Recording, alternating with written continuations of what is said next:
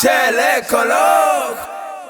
léegi de xam naa ci leen de bu nekkee moom lañu yaakaar pour fay 5 millions yi ak tama ji fayagul de. ñun lu ñu war a fay bëriwul de. ñii ñaan ñun ñaan ñii ñëppay fay mbiru ñëpp la lu tax ngeen bëgg a beru sàcc la jël la ñëpp a jël.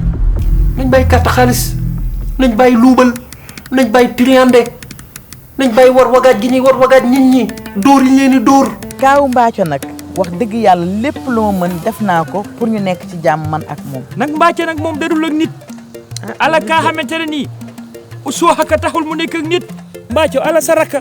depuis sa fajar ba tey nga génn fi di ñëw di ma bëgg a rey xaw ne man fii la xar yee bëy yi jaar. xoolal damaa demoon liggéey kese. liggéey wala da nga demoon cagatu ji. ji nga bartu bi ak tama bi mu ngi ci tubaab ba léegi man demaat naa fa.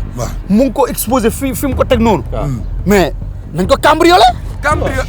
nañ fa dugg ñu cambriolé ko. kii daal ala ka góor ñoolul xeesul ndax digga doomu leen seexa bàyyi ree yi. fan nga gis ma taxawaal. maa la gis ndax damaa ko yëg sama yaram. nga nekk ak jigéen maa ko yëg sama yaram. yow yaa yëg sa yaram man ma nekk ak jigéen man. mooy yow may ma jàmm. yow sa yëg-yëg bi mujj na doy waara. yow benn guddi. waaw ñu génn maag yow. ku nekk am 20 millions. wala 30 millions yenn saa yi 40 millions. duru day génn nga jiyoog moom dugg booy dugg taf jëlal tama ji nag nga déplacé ko. waaw yow dugg rek boobu ba léegi yow tama bi rek ngay wax ñun kooku mooy suñu problème ñun tama bi du suñu problème. ñun ay doomi garmi lanu ay deretu góor ñooy dox suñu yaram léegi incha allahu rabbi nga jot say matériel. gis nga ma déglu ma man du ma sa borom. du bugg affaire de romantique yooyu noonu. waaw dañ koy fàttali démb.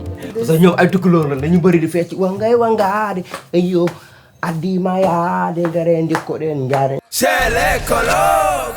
C'est une série chez les Colocs, vendredi, sur la Sainte TV et sur la chaîne YouTube de Cristal Vision. Votre vision devient une réalité.